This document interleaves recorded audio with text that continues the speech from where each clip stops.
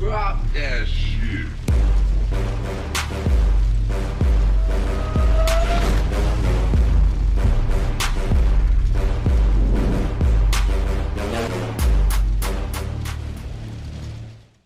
Once in a while I get people that really, or that claim they don't believe in evolution.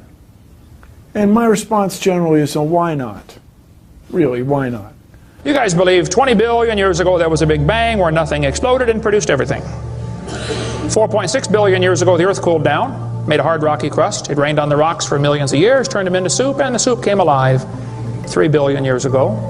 Found somebody to marry, and something to eat, of course, and slowly evolved into everything we see today. There are some lies in our science books. Taught it for 15 years. Even though I'm not teaching it anymore, I still like to study. It's so many neat things to learn. We're going to cover some of that tonight. I'm not against science, I'm not against schools, I'm not against teachers. Because most of them don't know what they believe. You have to tell them. They teach the kids it all started with a big bang 20 billion years ago. What exploded? In a millionth of a millionth of a millionth of a millionth of a millionth of a millionth of a second, it went from a size smaller than an atom to bigger than a galaxy. Whoosh! This is what the textbooks teach. Before the Big Bang, there was nothing, literally nothing, an infinitesimal nugget of space. And then something happened, triggering the most colossal explosion in history. Shame on you. What a shame. Yes, boys and girls, you see, nothing exploded, and here we are.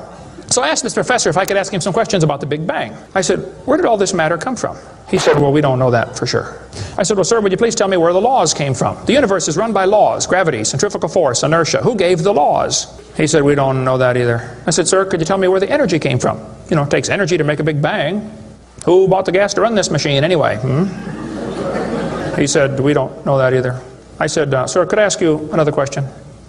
He said, sure. What else would you like to know? Else? What do you mean else? You haven't told me nothing yet. One professor was getting kind of upset about this time. He said, Mr. Hovind, there are hundreds of varieties of dogs in the world.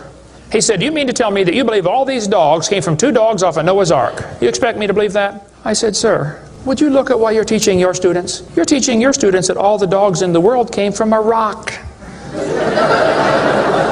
Charles Darwin was disciplined. I mean, he did these extraordinary experiments, this series of experiments. Then they're going to tell the kids, well, we have evidence for this theory. Charlie Darwin stopped off at these islands right there called the Galapagos Islands. Charlie studied the birds very carefully and said, you know what, I think all these birds had a common ancestor.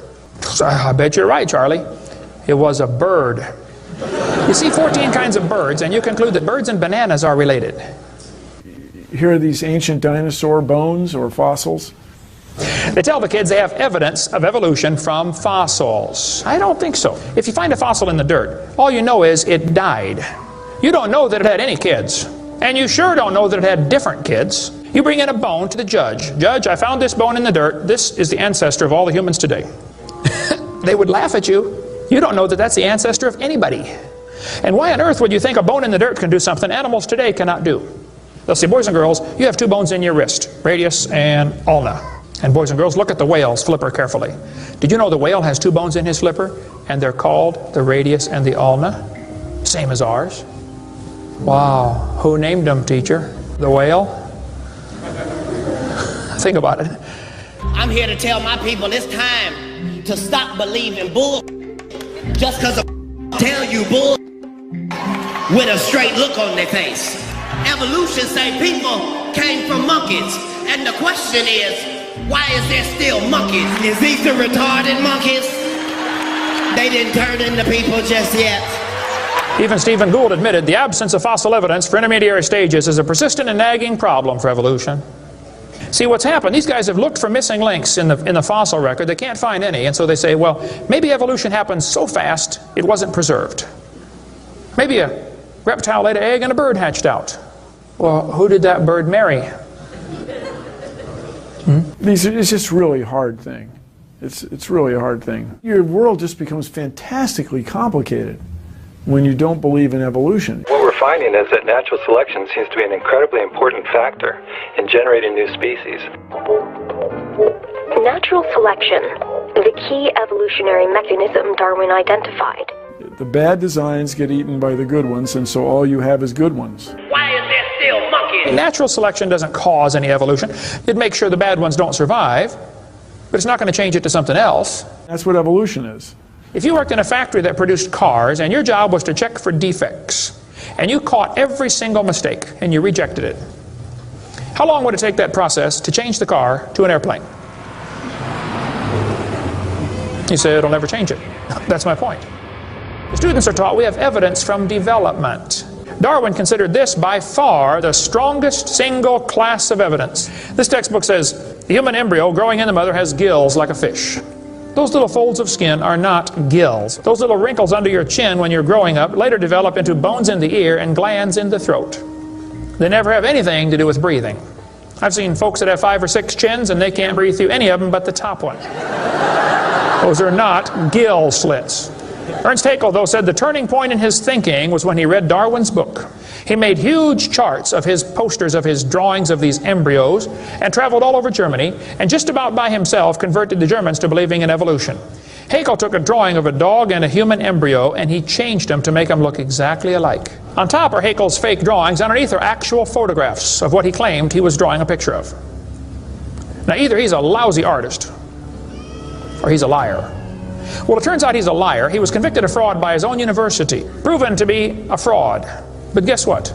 Haeckel's fake drawings are still used in textbooks in your state right now. It's only been proven wrong 125 years ago. I know it takes a while to get textbooks up to date, but that ought to be plenty of time. Adolf Hitler said, "You let me control the textbooks, I'll control the state."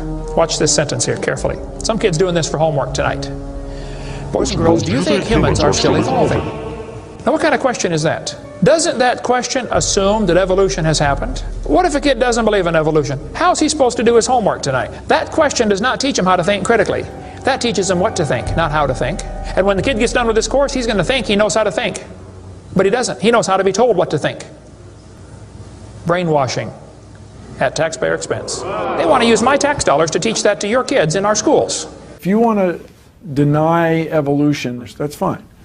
But don't make your kids do it, because we need them.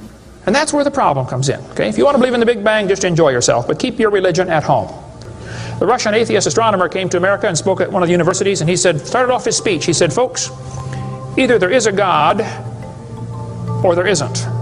Both possibilities are frightening.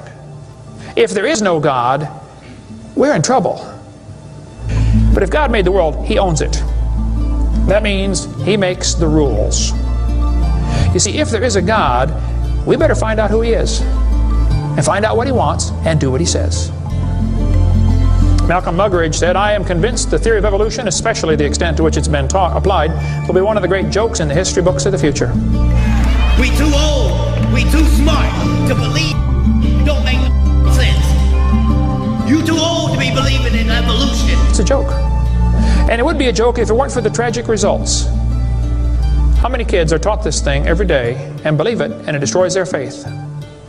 46% of Americans believe in the creationist view. God created humans in the present form at one time in the last 10,000 years. Does that just shock you that so many people still think that? Yes, it does. Shock you? It doesn't shock me, but it's pretty troubling. How about the recent push to implement intelligent design in school curriculums? It's very dangerous. bad. It's very dangerous. You don't mess with the truth. You just don't mess with Well, do we know the truth? Well, we certainly know that the universe was created a long time ago. Intelligent design is, as the saying goes, dumb. Yeah.